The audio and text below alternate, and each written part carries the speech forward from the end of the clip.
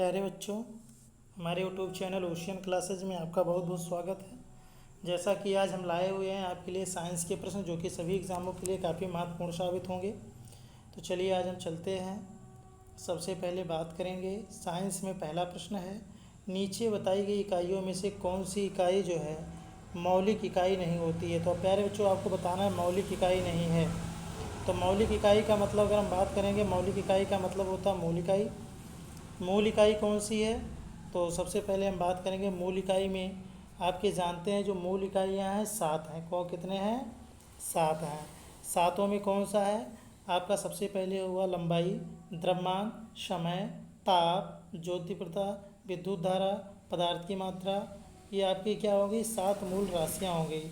आगे हम बात करेंगे आपकी जो मूल राशियों के बाद अगली आपकी जो होती है व्युत्पन्न राशियाँ होती हैं। जैसे बल। बल क्या है? व्युत्पन्न राशि जिसका मात्रक न्यूटन होगा। इसमें दिया गया कि मौलिक इकाई नहीं, मूल इकाई नहीं, तो आपका न्यूटन सही जवाब हो जाएगा। चलते हैं अगले प्रश्नों पर।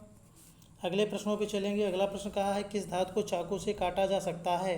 तो अगर मैं बात करूं किस धातु को चाकू से काटा जा सकता है, तो इसका सही जवाब होगा सोडियम। सोडियम को जो है चाकू से काटा जा सकता है।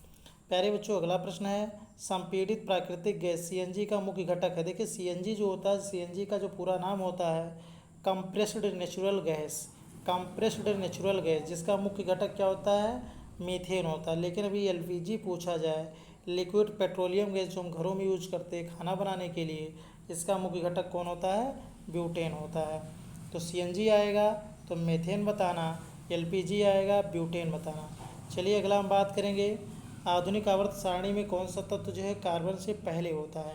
तो कार्बन से पहले नहीं, कार्बन का 6 होता परमाणु क्रमांक। इसके पहले सबसे पहले हाइड्रोजन, हीलियम, लिथियम, बेरिलियम, और पाँचवा जो होता है किसका होता है? बोरान। बोरान का कितना होता है? 5। यानी कार्बन के पहले बोरान आएगा। अगला प्रश्न है प्यारे बच्चों, बंद कमरे में एक इत्र की शीशी खोली जाती है, कमरे में गंध फैल जाती है, यह किस गुण के कारण होता है? तो चलिए मुझे बताइए किस गुण के कारण होगा? श्यानता के कारण होगा कि घनत्व के कारण कि विसरण के कारण? प्यारे बच्चों, श्यानता के बारे में बात करें, श्यानता क्या होती है? तो श्यानता के बारे में हमें जानकारी के लिए सबसे पहले क्या करना होगा? श्यानता का जो मात्रक होता है, मात्रक इसका पॉइज होता है। क्या होता है? श्यानता का मात्रक पॉइज होता है। श्यानता का मतलब होता है चिकनाहट। अगर आप किसी को कहना चाहेंगे श्यानता के बारे में, तो जो पदार्थ जितने ज़्यादा श्यान होगा वो उतने चिकनाई होगी उसमें। इस श्यानता का जो मात्रक होता है ये होता है पॉइज। अगला होता है घनत्व। घनत्व क्या होता है? किसी पदार्थ के अणु जितने पास पास होंगे, किसी पदार्थ के अणु जितने पास पास होंगे उतने वो क्या होगा? उसका घनत्व ज़्यादा होगा। अब इसके अणु दूर दूर है, इसका घनत्व कम होगा। लेकिन जो विसरण होता है, ये बंद कमरे में इत्र की शीशी को खोली जाती है, फैलने का कारण इसका क्या होता है? विसरण होता है।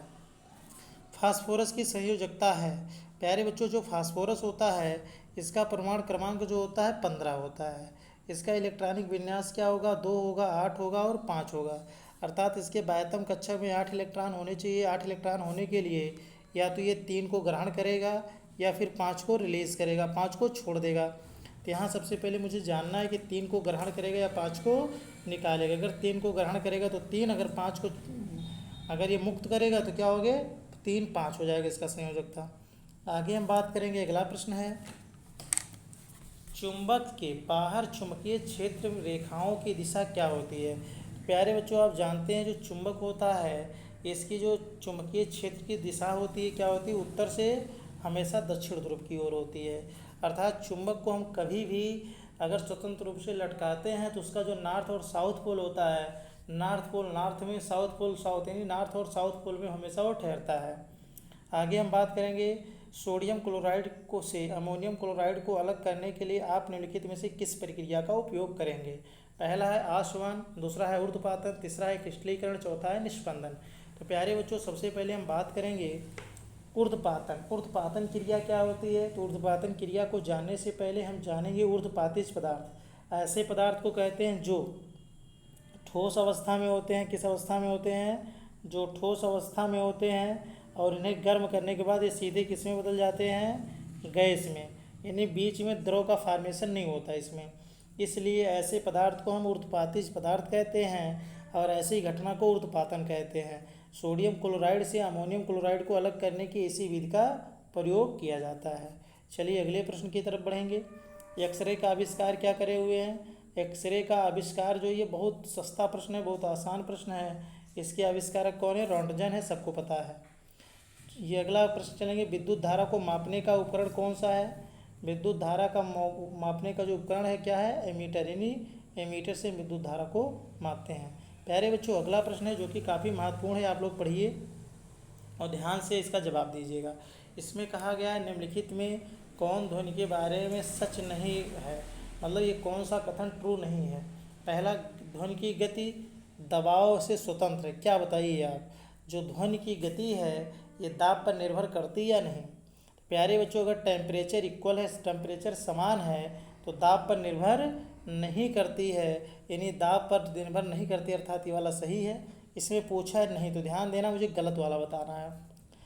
दूसरा है, जब ध्वनि एक माध्यम से दूसरे माध्यम में प्रवेश करती है तो उसकी गति और तरंगदैर्घ्य बदल जाती है। बिल्कुल बदल जाती है, ये भी सही है, लेकिन आवृत्ति नहीं बदलती है। यानी ध्वनि अगर एक स्थान से दूसरे स्थान या एक माध्यम से दूसरे माध्यम में जाती है तो गति बदल जाएगी, तरंगदैर्घ्य बदल जाएगा, लेकिन इसकी आवृत्ति नहीं बदलती है। प्यारे बच्चों अगला प्रश्न है, नम में हवा की ध्वनि की गति अधिक होती? बिल्कुल अधिक होती, इसीलिए बरसात के मौसम में ध्वनि दूर तक सुनाई देता है। गैसों में ध्वनि की गति अधिक होती है? बिल्कुल गलत है। प्यारे बच्चों ये बिल्कुल गलत है कि गैसों में ध्वनि की गति अधिक होती है। सबसे ज़्यादा जो ध्वनि की गति होती है वो ठोस में होती है। कहाँ होती है? ठोस में होती है, फिर इसके बाद दरों में होती है, दरों के बाद तब गैस में होती है। तब किस में होती है? गैस में होती है। यानी सबसे ज़्यादा ध्वनि की चाल कहाँ होगी प्यारे बच्चों? सबसे ज़्यादा ध्वनि की चाल ठोस में होगी। किस ठोस में होगी? तो जनरली आप ऑप्शन जब देंगे यानी पेपर देंगे तो उसमें ऑप्शन मिलता है इस्पात, लेकिन इस्पात से भी ज़्यादा निकिल में होती है, निकिल और से उसके बाद एल्युमिनियम, फिर इस्पात होता है। और दरों में बात करेंगे, सबसे ज़्यादा किस दरों में होता है? समुद्री जल में होता है। सबसे ज़्यादा किस गैस में होता है? तो हाइड्रोजन में होता है। लेकिन जब हम बात करेंगे ठोस, दरों, गैस, तीनों में सबसे ज़्यादा किस में होता है? तो प्यारे बच्चों आप कहेंगे सबसे ज़्यादा किस में होगा? तो आप सबसे ज़्यादा बताएंगे कि ठोस में होगा, अर्थात ये वाला ऑप्शन गलत है और यहाँ पर ये सही है क्योंकि यहाँ हमें गलत वाला ही पूछा था। चलिए अगला प्रश्न है, पानी की बूंदों से प्रकाश के इंद्रधनुष का बनना क्या है? प्यारे बच्चों इंद्रधनुष जो होता है कब बनता है? इससे कई प्रश्न आते हैं। जैसे पहला प्रश्न, इंद्रधनुष क्यों बनता है और कब बनता है? तो प्यारे बच्चों इंद्रधनुष हमेशा बरसात के मौसम में बनता है। ये बारिश के बाद जो होता है, जो जल की बूंदें हमारे वायुमंडल में यानी वायु के कणों में फंसी रह जाती हैं, जब उस पर सूर्य का प्रकाश पड़ता है तो वहाँ से सूर्य का प्रकाश पड़ने से वहाँ से जब वो अपवर्तन की घटना होने के बाद प्रकाश का रंग जो है सातों रंगों में, प्रकाश जो है सातों रंगों में जब विभाजित हो जाता है, बीच में हमेशा हरा होता है। एक प्रश्न ये भी पूछा जाता है, इंद्रधनुष के बीच में कौन सा रंग होता है? तो इंद्रधनुष के बीच में हमेशा हरा रंग होता है। इसके ऊपर या नीचे इसको आप जानते हैं कि इसमें रंग बदलते रहते हैं। जैसे हमें प्रकाश में टोटल 7 रंग होते हैं, ये सातों रंग कौन कौन से हैं? तो आपको जानना होगा विवग्यवर। कौन कौन से? विवग्यवर होते हैं, ये विवग्यवर। तो ऊपर जो होगा अगर वायलेट होगा, वायलेट मतलब बैगनी, तो नीचे लाल रेड होगा। अगर ऊपर लाल है तो नीचे बैगनी होगा, लेकिन बीच में हमेशा कौन सा रंग होगा? हरा होता है। और ये बनता क्यों है? फैलाव और आंतरिक प्रतिबिंब के कारण ये इसलिए बनता है। अगला प्रश्न पूछेगा इंद्रधनुष कब बनेगा? तो इंद्रधनुष बरसात के मौसम बनेगा, सुबह बनेगा कि शाम बनेगा कि दोपहर बनेगा? तो देखिएगा सूर्य जिस तरफ होता है हमेशा उसके विपरीत इंद्रधनुष बनता है। तो सुबह अगर इंद्रधनुष बनेगा तो सुबह इंद्रधनुष पश्चिम की तरफ बनेगा और शाम को पूर्व की तरफ बनेगा। लेकिन दोपहर को इंद्रधनुष नहीं बनेगा क्योंकि दोपहर ठीक ऊपर सूर्य जो होता है, दोपहर में ठीक सूर्य ऊपर होता है, ऊपर का विपरीत नीचे होगा। इसलिए कभी भी इंद्रधनुष दोपहर को नहीं बनता है, या तो शाम को बनेगा या फिर दोपहर को बनेगा। ठीक ना, इतनी बात आप ध्यान में रखिएगा। अगले प्रश्न की तरफ बढ़ेंगे हम। अगला प्रश्न है, एक आग के शीर्ष पर समान दूरी पर अपने तरफ की दूरी से अधिक गर्म होता है। इसका मतलब ये है प्यारे बच्चों कि एक आग के शीर्ष पर, यानी आग जहाँ होती है उसके शीर्ष पर अपने तरफ की ओर दूसरी दूरी से अधिक गर्म हो जाती है। क्यों? क्योंकि संवहन अधिक ऊष्मा को ऊपर की ओर ले जाता है। चलिए आगे बढ़ते हैं। अगला प्रश्न है, एक तरल का पृष्ठ तनाव किस कारण होता है? चलिए मुझे बताइए पृष्ठ तनाव है क्या? प्यारे बच्चों, पृष्ठ तनाव है क्या? तो चलिए सबसे पहले हम बात करेंगे पृष्ठ तनाव के बारे में। तो पृष्ठ तनाव क्या होता है, सबसे पहले ध्यान से देखिएगा। ये हमेशा ससंजक बल के कारण होता है। किसके कारण होता है?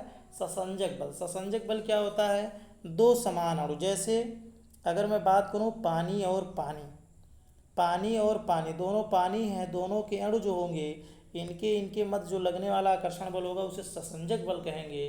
पानी और गिलास, ये पानी का अणु है, ये गिलास का अणु है, इसके मध्य लगने वाले आकर्षण बल को हम असंजक बल कहेंगे। तो पृष्ठ तनाव हमेशा किस बल के कारण होता है? तो पृष्ठ तनाव हमेशा ससंजक बल के कारण होता है। किसके कारण होता है? ससंजक बल के कारण होता है। प्यारे बच्चों, अगला प्रश्न है डाट डाट के साथ दाब बढ़ जाता है। अगला प्रश्न है डाट डाट के साथ दाब बढ़ जाता है। तो चलिए मुझे बताइए पानी जो द्रव जो होता है, या हम ऐसी ही बात करें जनरली कि गहराई बढ़ने से दाब बढ़ेगा कि नहीं बढ़ेगा? बिल्कुल बढ़ेगा। गहराई कम होने पर दाब का प्रभाव नहीं पड़ता, ये गलत है। गहराई कम होने पर दाब बढ़ेगा, ये भी गलत है। अर्थात गहराई बढ़ने से दाब बढ़ जाता है। एक